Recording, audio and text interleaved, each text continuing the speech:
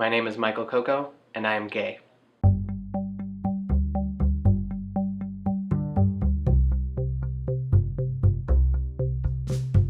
When I was 14 and afraid of a random person at an In-N-Out who decided to call me faggot, and I didn't know how to tell my mom, because she was there, that I was scared, but she let me know that it was okay, and she actually wanted to hit this 14-year-old kid. But it was one that her aggression made me feel love, is that on the way home, we didn't really talk about the anger. She just talked about how it's okay to be afraid.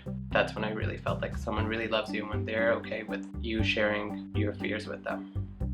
My anxiety and my neuroses are where most of my experiences have been with hate. I have a fear of being alone, a fear of failure that drives a lot of that, and so when I can't be perfect at something, I start to pick myself apart, find everything negative in me and anything wrong that I can see, because I'm so afraid of other people pointing it out. I would rather point it out on myself before someone else can. Growing up, a lot of the time I've had so many different friend groups and have been this roamer of a person just trying to find where I fit in. I've always felt that I've never really fit in because I've doubted myself so many times. When I was applying to colleges and figuring out what I wanted to do after high school, that I hated myself the most because I was so afraid to go further than home than I wanted to, even though I wanted to leave home so badly. I think I was still scared to not have that comfort of home. I became super close to my best friends at that time, who were all mostly straight, actually, and kind of taking a step back and seeing that people that are like-minded, going through the same stuff, have those same fears. I think it helped me a lot to overcome my self-doubt and my self-loathing and hate, kind of letting go of that and being okay with figuring it out every day, trying to find some positivity in something that I hate about myself. If it's that I'm 17 and I have terrible skin, that it will go away by the time I'm 29 years old. Figuring out that, I love to sing, but I love to read too, and it's okay to go to school and have a practical degree in English and not go to some conservatory to sing, even though you really want to. Being effeminate is okay. I believe that our community, the LGBTQ community, biggest power and the way that we move forward is our strength. I think this is such a strong community built on hard lives. So finding that strength in yourself, I think, is the best way to move forward. Whether it's that you find some artistic medium that you just decide to paint, or you want to sing, or you are an athlete and you fully put yourself into whatever sport that you love. Just find that strength in yourself as a queer person is the foundation of our community.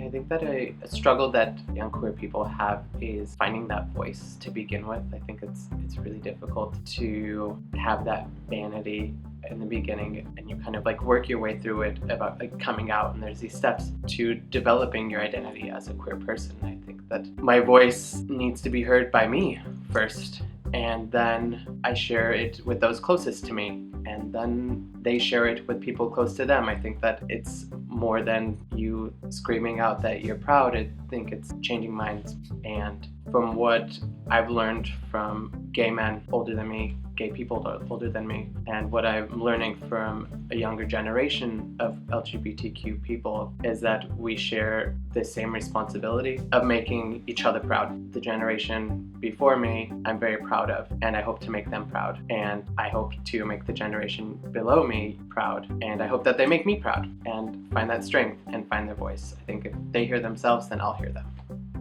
Living in San Francisco after college, moved in with a boyfriend, first real boyfriend, first real job. After a year, I wasn't happy. The relationship took a turn, didn't like my job. Everything about the city was negative, it was expensive. I was not living the life that I imagined for myself after college. So I called my mom one day just to say hi, and she heard it in my voice, and she asked me what was wrong. I deny it, of course, say nothing. And she said, I know something's wrong, and I cried. And she told me it shouldn't be that hard. And I didn't believe her, only because it's the only thing you want as a young gay 23-year-old man is that you want a boyfriend, you want them to love you. But I sacrificed my happiness, who I was. Then I just saw the world passing by as I was sitting there crying. Just everybody just seemed like they were going somewhere and they were living their lives, and it just all seemed like I should be doing that too. I shouldn't walk around with my tail in between my legs with my head down. So I go back into work, and my coworker just complains about something right away. As soon as I walk back in that moment, I was like, I can't do this anymore. I put in my 2 weeks and I decided to move back home, start over, start fresh, and jump into the deep end and figure everything out and be okay with that. I started over and I met the most incredible person I've ever met in my life, who I've been with for almost 5 years. And I was around people who are going to push me to be the best person I know how to be, and to be around people who inspire me to be that person, to be me, that love me, that know me, and that support me.